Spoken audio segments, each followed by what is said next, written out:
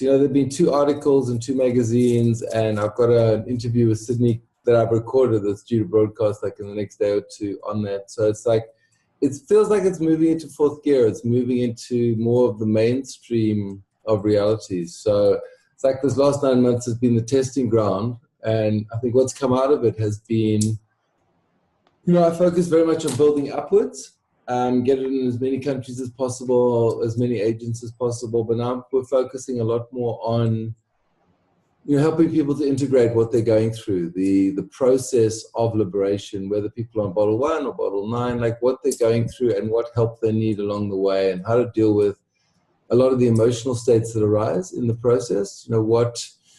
What people really need in order to make this process as seamless and as gentle and as fun as possible. I mean, that's really always been my focus. But because it's been so different for everyone, it's hard to know what sort of support people need. So if everyone hasn't seen that document that we did, have a look at that. It's posted on the group. Got to get it from the site. And I mean, that is really just a focus on like when the irritation starts coming up, or the sadness or whatever starts coming up, how to deal with it, how to ground yourself, breathing techniques, exercise, feeling the feelings, letting them arise, letting them process through the body.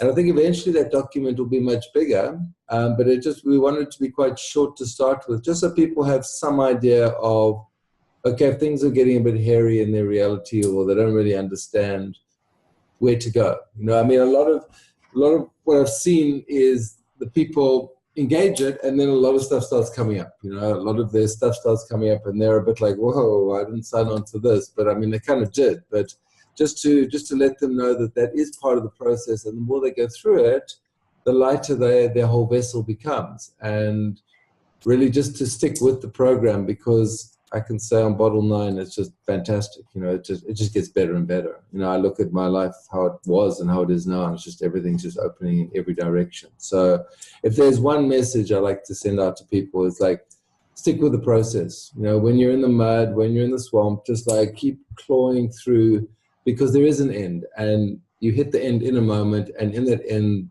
what happened before is gone, and then it's clean sailing until the next little hump. But it's like each time we go through this, we're lighter and lighter. The defining image I have of liberation is throwing bags of concrete over the side of the boat, and the boat just getting lighter and lighter. And those bags of concrete are called fear and anger and sadness and loss and all of this. But as they go over the side and sink below, they're gone. Sometimes we might need to do it for a while, but it's not endless. And when we get to the end of it, the other side, there's a lot more energy to move around. What I experience now is like my belly is like this cauldron, and I can allow stuff in, and there's space for stuff to move, and I can work it out very quickly, and it comes up because there's no obstruction. Whereas before, we would have to go through a whole range of thought forms and ideas and memories and whatever. I mean, but now I'm very aware it's like input, output. It's quite a seamless interplay between the two. And that just means I can do a lot more. I can do a lot more effectively. I'm far more mutable in my responses to stuff, which means I don't get stuck in much of anything anymore.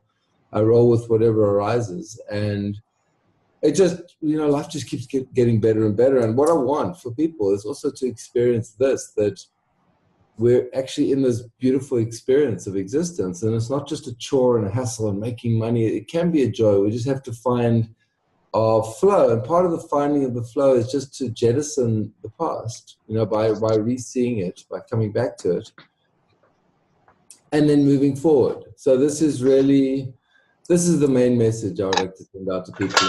Just stick with the program, stick with the remedy, use whatever adjunctive stuff you normally use to help you. There's the handbook we just brought out with a couple of basic techniques, and just see it as a process. See it as a process which, in the process, we don't judge what's happening of the process, but we're aware that it is a process and it will end at some point. And once it ends, it's all clear sailing. So that's really what I want to say at this point. I mean, it applies equally at any time. As we go into solstice here, it's southern hemisphere, so it's like the days are light till 9 o'clock in the evening, and it's like 98 degrees. It's like it's hot here, so it's a very different movie. We're going into the fullness of summer, So it's just a very different psychological space, but it applies equally, because whenever people go into Christmas, it's family and interactions and social stuff, and it's a really good time for liberation, because you can repattern a lot of these interactions with family, and that's a lot of the meat of existence is in that. To do it properly is a skill. I mean, family is probably the hardest thing to deal with effectively, and to do it to the point where we feel like we've done it right. And so I'm heading off to be with family, which will be interesting. And I've taken a couple extra bottles of liberation just to feed to everyone, which will be interesting as well. But yeah, no, I'd like to hear whatever other people have to say, or any questions, or that's just my message for now. Yeah, to add on that, I feel like the element of that, it's like liberation is really just a tool in which kind of expands in your whole already, like to the degree in which there's like the intention and desire for whatever that may be, a certain sense of peace or release of patterns, or, you know, better relationships. It's just going to continue to support and expand that. But it's like you who has to do the work. And I think that's what's really beautiful about the guide, is like a lot of those tools and methods to support on the path really reflect the nature of, you know, coming to that place of just simply being aware, non-judgmental, accepting, you know, appreciative of what's arising and what's coming up and what's being brought to the surface, so that you're like getting yourself out of the way again and again, so that liberation can do its work, and the natural process of the unfoldment of your life can do its work, because we come into so many different experiences day to day, you know, within relationship, that naturally bring forth so much of the darkness, and solstice being a bit of that time, you know, coming into the depths of the darkness. Well, it's just like it always naturally arises. It's like, how much is one in the way, and as they're in the way, holding on to specific things and not wanting to let go or what have you. So I found that, yeah, liberation just continues to support in that ability to get out of the way, so whatever wants to arise will arise, and the flow can just naturally continue, you know, and it's in quite an effortless manner. So I feel like that's a nice piece moving into the new year, because I mean, energetically, I feel 2019 is going to be quite a potent year across the board for so many people, and you know, rooting yourself on a foundation of, again, being that observer, being in that place of pure awareness, so that things can arise naturally, and there doesn't need to be getting the hands in everything. So then, you know, it is really an effortless process, as much as there's so much effort in it too. So it's quite the paradox, but yes. Anyone else, if anyone else wants to jump in and share things, then just say so in the chat, because I have everyone muted. But then if so, then yeah, we can dive in and see what arises here. And if you don't know what guide we're talking about, it's on the website, and it was in the most recent email. It's also in the Facebook group, so you can access that guide there.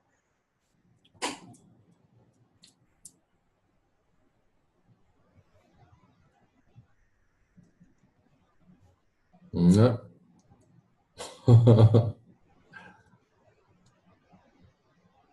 Quiet friends today. It's okay. I mean, I can add a bit more. I mean, people feel free to type in questions, I mean, as we go along, but rather than have sort of empty space. Well, what I'm coming to notice more and more, which is a slight change from what's happened before. It's like post-Bottle 9 experience of things, is that, you know, one of the ingredients in this remedy is the Kunjika mantra, and the Kunjika mantra is all about change and embodying change.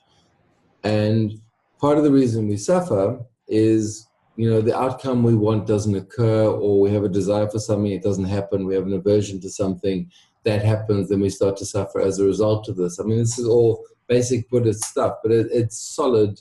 It has a solid philosophical base when you look at like what causes people to suffer. It's like, well, I wanted that toy car as a kid, I didn't get it, so I cried and got upset. Or I wanted that girl, I didn't get her, like, you know, all of this. But what I'm finding now is that whatever the outcome, you know, whichever way the wind turns or my face turns or whatever occurs, I'm so engaged in the event that it doesn't matter what happens, I'm not susceptible to disappointment, because I'm so, I want to say in love with every moment, but I'm so engaged with every moment that I'm committed to really squeezing the juice out of every moment, but not in like an avaricious way, but more like just in like getting my hands into every moment, like just putting everything I've got in without any idea of like, is it going to work? Isn't it going to work? Is it going to have a good outcome or bad outcome? If it's good, it's good. If it's bad, it's fine.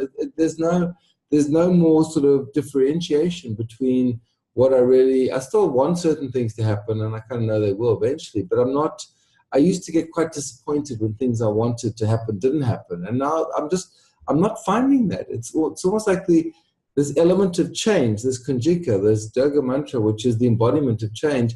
I've taken enough of the substance now that I'm now kind of embodying this change as change is perfect, whatever arises is change, and as the more you come into that moment as change, the less you suffer on any level. And this is quite a radical and quite a beautiful experience, because it in a nutshell means that I'm just not going to suffer. And that's, I mean, when you look at the Buddha's teaching, it's all about not suffering. Yeah, and everything, all the different, the lesser path, the middle path, the diamond way, they're all about not suffering, just ways of not suffering. But the end goal of all of them is to not suffer. And we don't suffer by not being attached to an outcome. And ironically, by feeling quite good about it and going into this change, it's kind of what I'm kind of getting to. I keep expecting to wake up and like, oh, is this going to change now? And like, is it suddenly going to be, oh, this is bad again? And it doesn't mean I don't go through irritation or anger or that stuff, but it's the predominant state of mind is the state of like, I'm engaged completely in this world and I'm having a great time. I'm doing what I love. I'm expanding this business, which is benefiting people. And I'm raising my 6-year-old daughter by myself. And I'm coping. I'm doing more than coping. I'm flourishing. And like, I can say without any hesitation that a year ago I would have been snowed under. I would have gone under without liberation. I wouldn't have been able to even consider this level of freedom, openness, possibility, capability. So, I mean, this is really where the substance goes. It's put me through a fair amount of stuff, I must say. I mean, I've also gone through my emotional stuff, but I have so much faith in the process that, you know, even though there's clouds in the sky, doesn't mean the sky is gone. And I think that's the image that's important to remember, that while these emotions are arising, it's just the clouds are coming over the sky, but the sky is still there. So as long as we don't pay too much attention to the clouds, we feel them, we integrate them and we see them. But we don't take them as like, oh, it's going to be cloudy forever. Unless you're in England, and then it probably is going to be cloudy forever, but that's another story. Adam, I have some questions here actually that I got sent by Alan. One that stuck out to me that I feel like I wanted to chime into as well, which was the topic of like the importance of liberation, you know, its use as a tool and its effect on the awakening process, you know, in comparison to what's already occurring for one on the awakening path, you know, like the natural process of awakening, and then how liberation comes in and either accelerates that or how does it affect, you know, the nature of what's occurring there. Okay. Well, I mean, I would argue that this process of awakening is occurring to people anyway. I think the molecular structure of the planet, like the Sherman frequency of the planet, is raising. So people are experiencing this as more kind of cellular agitation, so more of their residual memory is popping up. I mean, a lot of people are saying to me like, oh, I'm going through this anyway. And my response to them is like, yes, no, that's well and good, and that's what's happening. But, you know, this is a way to actively get rid of a lot of the baggage which is in the way of that process occurring. So even if that is occurring, or especially if it's occurring, all the more need to take this, because the less encumbered we are by the past, the more we're going to enjoy the process of awakening and liberation in its totality. So I really take the view that, especially for people who are engaged on this path or who find this happening anyway to them, that their past is playing out and they're being called to, you know, come to some level of truth with reality. This is a huge benefit. It's you know, we've seen so much of the psychological reflection, dreaming, resolution, letting go, past events, all of these things have been really the meat and bones of the storyline of liberation over the last year, basically. I mean, you were there at the beginning, as was Alan. I don't know about the rest of everyone here, but everyone's seen a lot of the storyline that's come up from a range of different people in a number of different countries. And what's come out of it is the remedy's ability for us to make peace with the past and to allow us to resolve what is unresolved in our storyline and to move forward into the future unencumbered. And as we are unencumbered, we're more able to be present in the moment, and that really is what it's all about. Once we're doing that, we're more able to bring whatever our truth is to the world. And whatever people are saying, I don't think anyone could posit a higher truth than that. That's why we're all here, in a sense. We've just been so shell-shocked and sort of deluged with what's happened in our lives that we haven't been able to bring our light to this planet, in a sense. But now with the clearing of this, I think this is happening. I'd done a lot of work on myself, and then I started taking liberation. It made my life so much easier on every level. I look at all the benchmarks of where I was struggling, like financially, time-wise, patience, childcare, and it's just like tick, tick, tick, tick. These are no longer issues. Now they're more like areas of enjoyment where I no longer see them as a drain or an exhaustion or an area of a problem, but now they're just part of, it's like a grand flowering. As I'm like opening up, I get more capacity, I can take more on. So that's the image I've been working with, is this flowering, the flowering of awareness. But as you do it, your shoulders get wider and wider, and we can actually take on more. And as we take on more, we can do more. We can almost even slow down time because we're just so focused. So, in that sense, it's a huge benefit to anyone who's on any path to awakening or self-realization or just happiness. Ultimately, most people are just after being happy, whatever that means. It's just life is throwing all this stuff at them. We're at quite a juncture in time and history. A lot's happening. And as Corey was saying, I think 2019 is going to be if 2018 was anything to go by, 2019 is going to be a real whopper. It's going to be quite intense for everyone. So all the more reason to have less baggage, so that when you come to the moment, you're clear and you can just shoot through. The image I have of myself now is almost like before I was just under the water, and then the water went down and down and down, and now I'm like on top of the wave, but I'm like on a jet ski on the wave, and I'm like not falling back, so falling down the back, and I'm not falling over, but I'm just on the crest of it. And it's a beautiful feeling. It's a very empowered feeling, and it's, I believe it's what everyone should feel. As like how do you feel in the moment? Well, that's how I feel. There's no reason for them not, once they've cleared the baggage, because we have enough inside of ourselves to allow that to happen. And you want to say something, Corey? Yeah, no. Well, I think you hit it on the head in the sense that, like, naturally, awakening, it's always been the case. Awakening happens in many ways, in many paths. It's infinite, really, like how the nature of someone's process is unfolded. And so, especially in the times we're in, and as the times increase in intensity, awakening will happen for, millions upon millions, just naturally, by way of just the shifts that are occurring.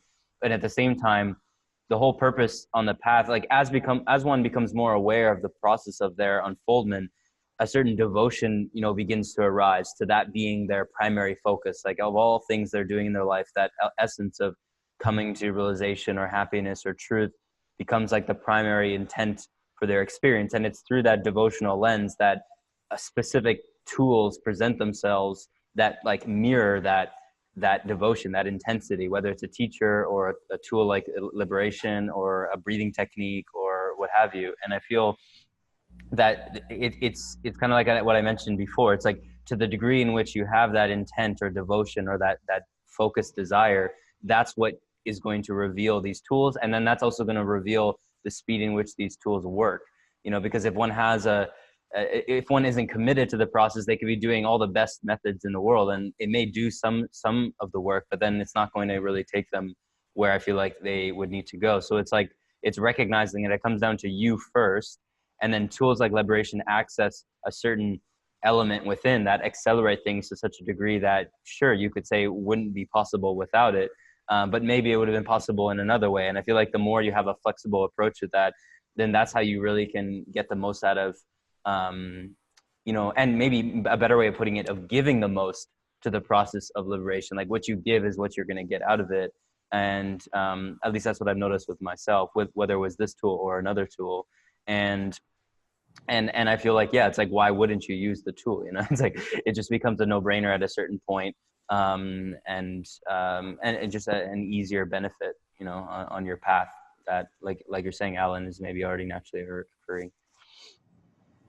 You know, I just want to say one thing there, because one thing where I think liberation is quite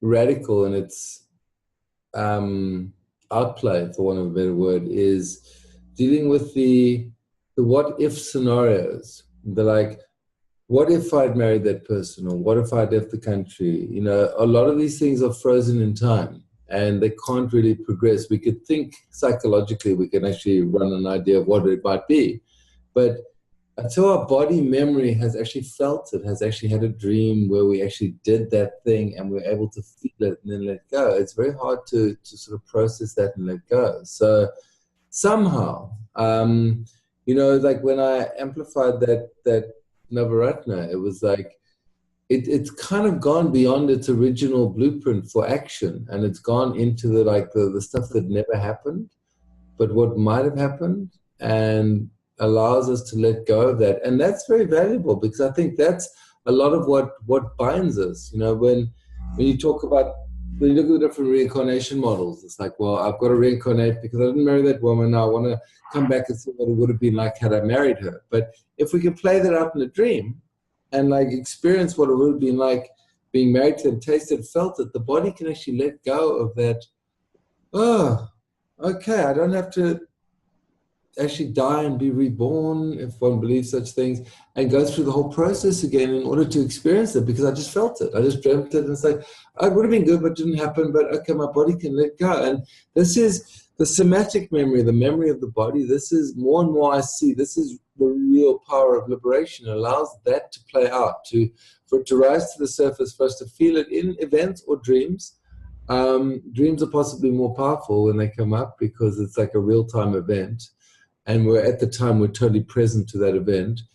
But once we let go of that, it's a whole lot of freedom. So that's very exciting, you know, on a very deep level. And I think this is where liberation stands out from other tools in terms of being able to access that stuff, because no one's really talking about that, because that's like the shadow of karma, the flip side of, everyone's always about what happened, but it's like what didn't happen can bind us equally. Yeah, and we need to recognize that this is the other side of the coin, and that until we've dealt with that stuff, we're still going to be bound by it and bound to repeat it, because it's almost like it's even further frozen in time because it never happened. So we can only imagine what would have happened, but we have to feel it in the body. And once we feel it, we can truly let go of it. Nice. There's another question. It's kind of a thread that's occurring. Jason Kerr was asking about, you know, the topic of liberation helping with specific health conditions. And then Alan also had the question we've been talking about. I mean, we talked about the guide today, which adds like another layer of support of various tools that can naturally just guide you along the process of emotional release. Because as much as it is really just a process of surrender and being aware and letting go, we can use a bit of more of a mechanical or technique-based approach to work through those emotions. And, you know, as most of us may have come to know, I think the idea of like emotions being, or energetics being the roots of the majority of health conditions, you know, this is kind of opening up a different discussion, because obviously we're not here to claim anything about healing any health conditions with liberation. But at the same time, there is a recognition that if we recognize there is a root to the cause of many of these ailments that we come to, then the nature of what liberation is doing kind of supports in with that to a certain degree.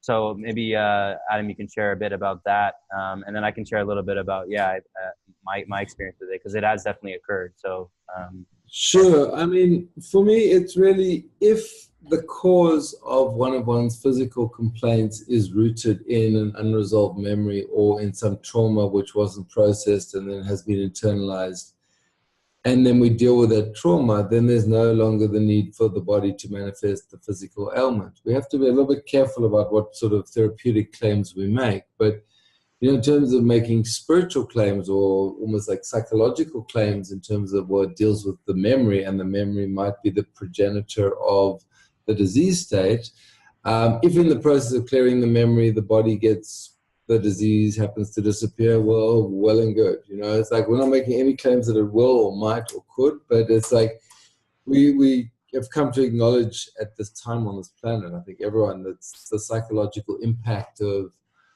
events. I mean, whether it's post-traumatic stress or, you know, the Chinese saying that liver damages the anger. I mean, anger damages the liver more than alcohol.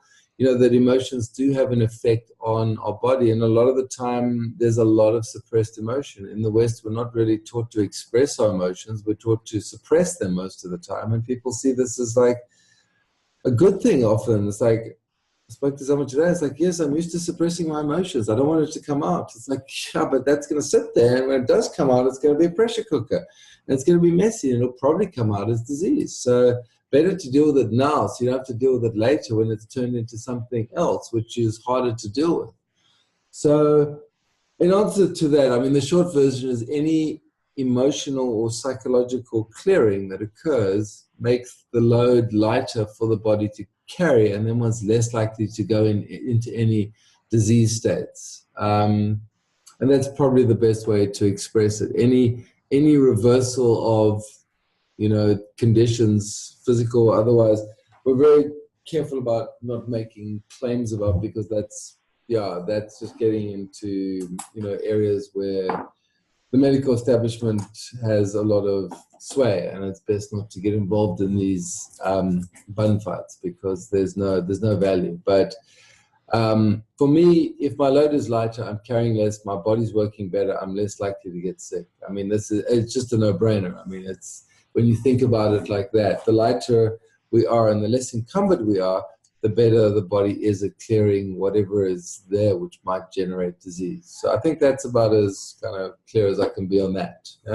Yeah, I feel that too. I mean, in a lot of my work, in working with clients from that perspective of like what people have typically viewed as energy healing, you know, for me, it's been such a process of coming into such simplicity with that, in the sense that the reality of all energy healing is simply bringing awareness to that in which is in the dark, you know, bringing awareness to the patterns, emotions, energies within the body, that is as simple as bringing your conscious attention to them and resting there for as long as needed until they feel safe enough to naturally release from the body. And I've seen everything from physical ailments to deep emotional trauma and everything in between be released from just simple processes. And I think liberation is another version of that simplicity of opening up the lens to something in which has just simply been either forgotten or not wanted to look at or what have you. And it's you know, it's literally just that. Just awareness itself is what so much of healing is. It's like a little child who comes to you crying, like they don't want advice or like, you know, anything really. They just want to be held and to be acknowledged and to be looked at. And that the nature of that takes time and patience and a certain persistence of continuing to bring your attention there. And from that, it's like, yeah, literally you're getting to the root of everything. And however that wants to play out or manifest, then kind of like, it's not so much of a concern. I think that's just for the third dimension to kind of like handle itself from that regard, you know, of, again, getting out of the way of needing to control certain things. But in your question, Alan, you also asked about the support element. So the guide, I think, is a really good step for that. But we've also had the discussion of having, you know, whether people like myself or other healers that work in that field to be able to support people in more of a direct light, because, yeah, you know, depending on what's arising, you know, that support is sometimes necessary. So that'll be, I think, explored more in 2019, but just to kind of what you mentioned. Yeah, we are looking at that. We were just having a few, say, teething difficulties about how we would roll it out. Would it be like small groups where people would support, or one-on-one more, and how we would do the support calls? But it's definitely something we were looking at doing. The logistical thing was rolling out sort of multiple languages, multiple countries, time zones, and like where people are, because a lot of my crew are here in South Africa, and like Corey's are in Canada, and Kelsey's are in New York.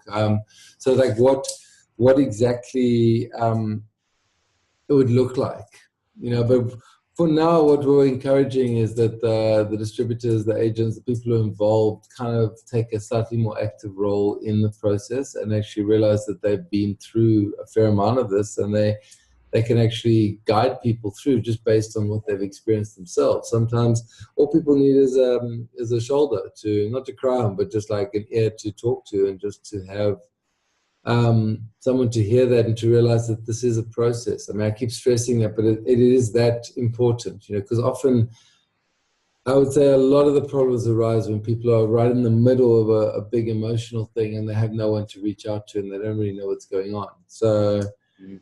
So in that sense, support networks, it's important for people to realize to reach out to their own support networks, whether it's family or friends or their local healer or whoever they're used to sort of having as I got your back kind of person, just to have someone at that time, whether it's a journal even, just some way of allowing the mind to process itself. You know, I find for myself, just writing, whenever I write, whatever I write on the group, I find it very therapeutic. It's like something leaves me and I become lighter, and the reflection is almost, it's part of my process. I use this as an active process.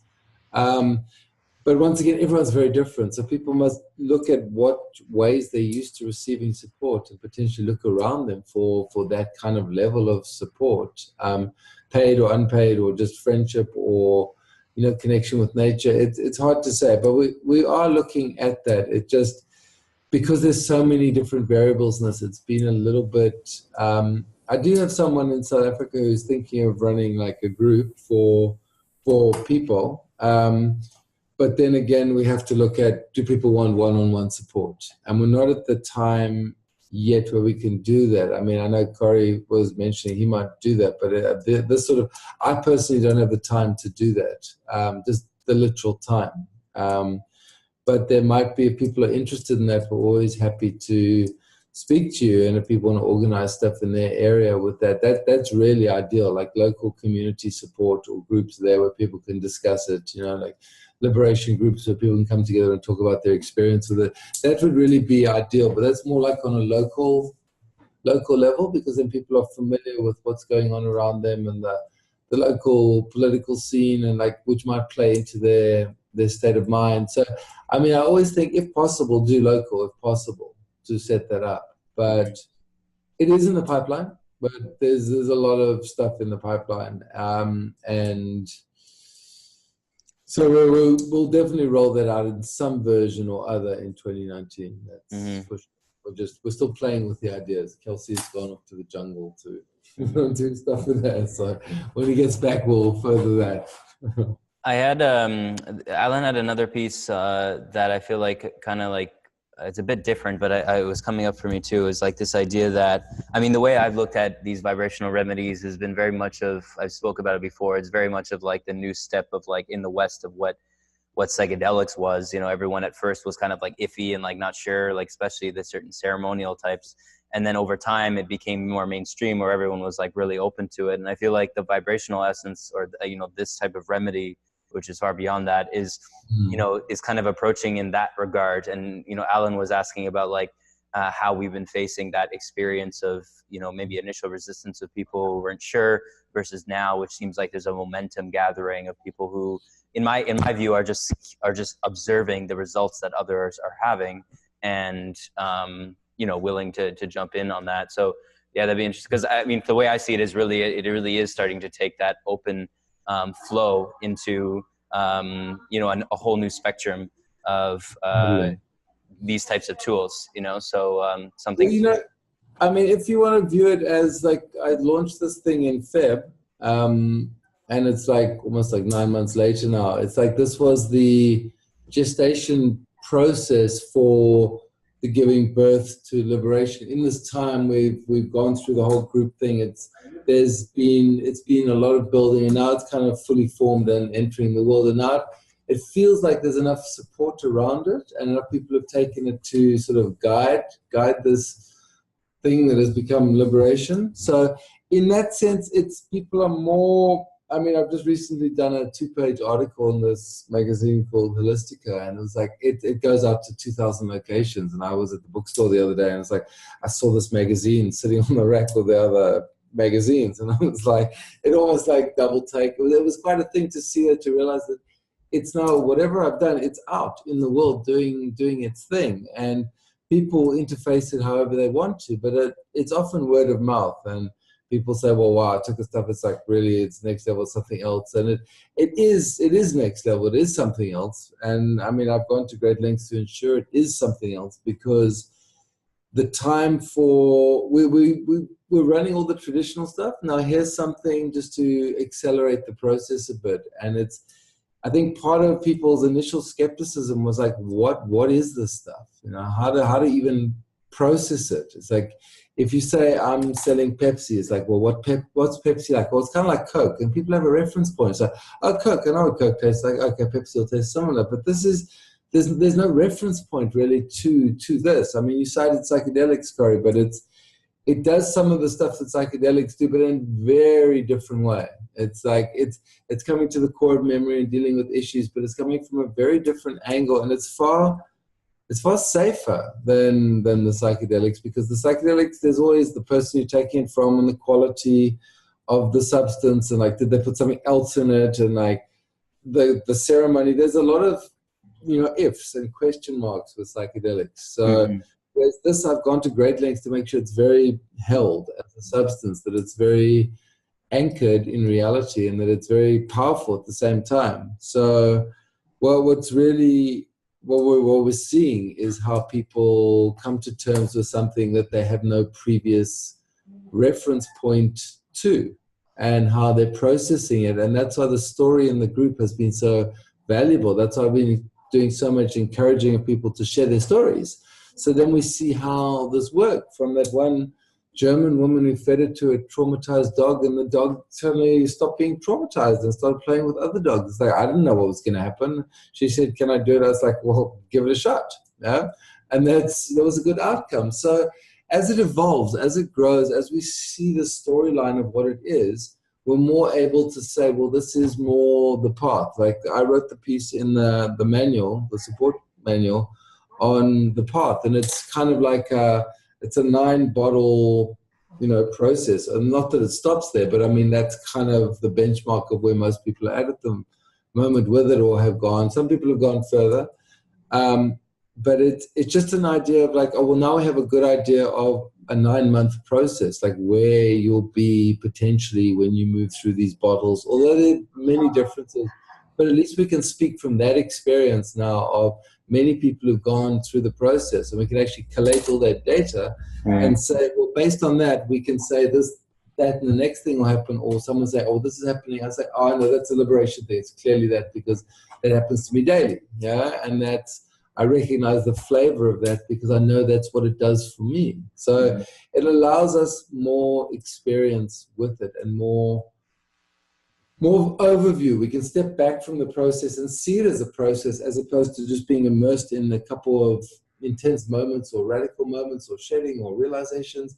Now we can step back from it and say, well, this is the process. I can see Johnny over there stuck in the swamp, but like, don't worry, you know, you'll get out of the swamp. The swamp is not endless. And on the other side of the swamp is an island with jewels upon it. So hang in there, do whatever you need to do, get some support, get some adjunctive therapeutic something, you know, along the way to help you through, you know, reach out to friends, family, whatever, your teachers, you know, whoever, but get through it, because on the other side, it's all good. As we ditch the stuff, it just gets lighter. So yeah, I mean, that's kind of my response to that. It's like, it has been a learning curve the last 9 months for me, primarily, you know, like where does it go? And it's like, what's amazed me is that it doesn't stop. You know, it just changes.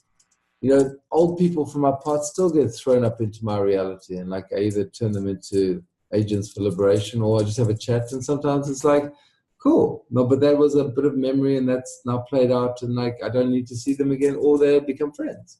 So, and where it'll be on bottle 15, who knows? I'm kind of very excited. It just gets better and better. I mean, it's one of these things, and it's rare to say that about anything, but this has been my experience of it. I mean, it's been intense. I mean, my life is full throttle on every level, but it's been very beautiful as well. There's been some amazing sharing on the group. There's been some beautiful clearing, healings, you know, revelations, understandings, all of the good stuff that you want to really see from something. And I think we can lay a lot of this at the feet of liberation, and that's quite exciting. Yeah, I feel you on. That's beautiful. That's how I feel about it too. And at the same note, on the psychedelic front, it was like, I agree. It's like a completely different experience, and it just comes down to the nature of the subtlety. You know, like like, I think, I know as one continues to be more sincere in their path, there's a natural like subtlety in the exchange of any tool. It's like the more subtle the tool, the more potency, or the more efficient I feel like it can become. And that's what I've experienced with, not only Liberation, but Blue Lotus as well, is like the subtlety of its use creates like less of a, I don't know if you call it a karmic exchange, but just like the efficiency of how it affects you is just far quicker and more efficient and accelerated.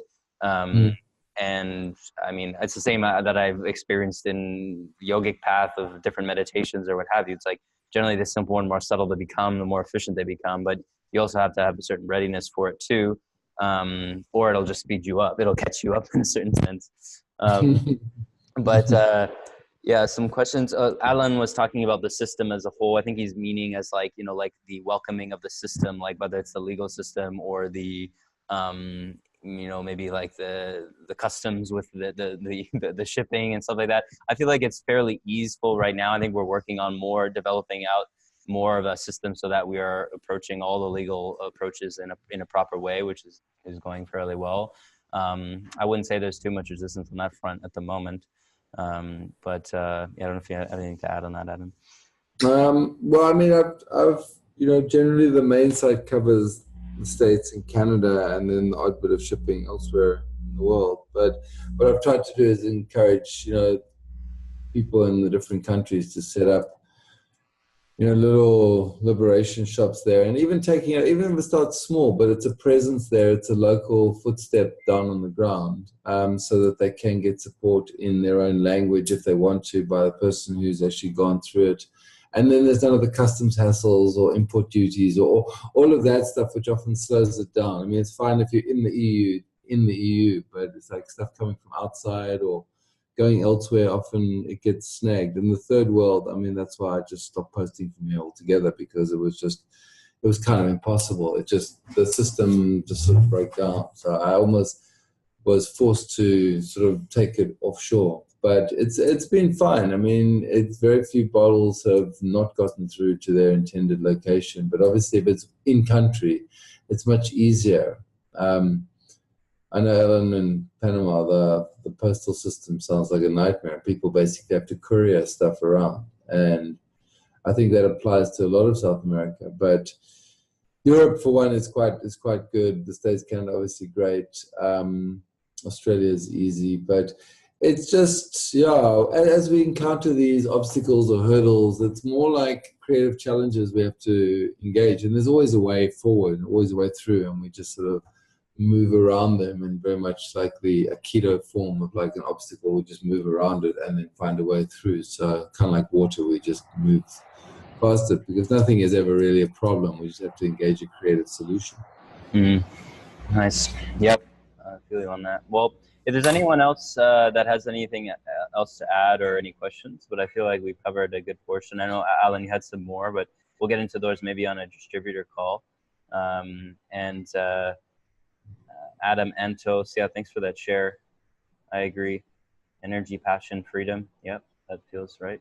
But if there's anything else that wants to be shared, then let's jump into it. Otherwise, I feel we can wrap this up and flow into the solstice and New Year with some. Cool. Well, I think we should look at doing these like once a month, if we can, one time, just to check in with people and, new people coming in, or the old crew who've been around for a while, just with questions or reflections, just to keep our finger on the pulse of where people are at with it, because it does get quite diffuse. Like my attention is like, it's here, then it's in the States, then it's in England, then it's Belgium, then it's, Germany, and then I focus Japan, Australia. So I'm kind of moving my head around a lot with just dealing with people all over the world. So it's very useful for me to get check-ins from people in different countries, or just check-ins from people to like, well, what are people dealing with? What do they need assistance with, or what do they not quite understand, or what do they want to express? So I think we'd definitely look at doing one of these a month. Gary, I think that's well worth doing, for the whole process. Yeah, agreed. Cool. All right. Well, cool. I feel we can wrap up there. Thanks, Adam, and thanks everyone for being here. We'll have it posted at some point, and peace, love. All right.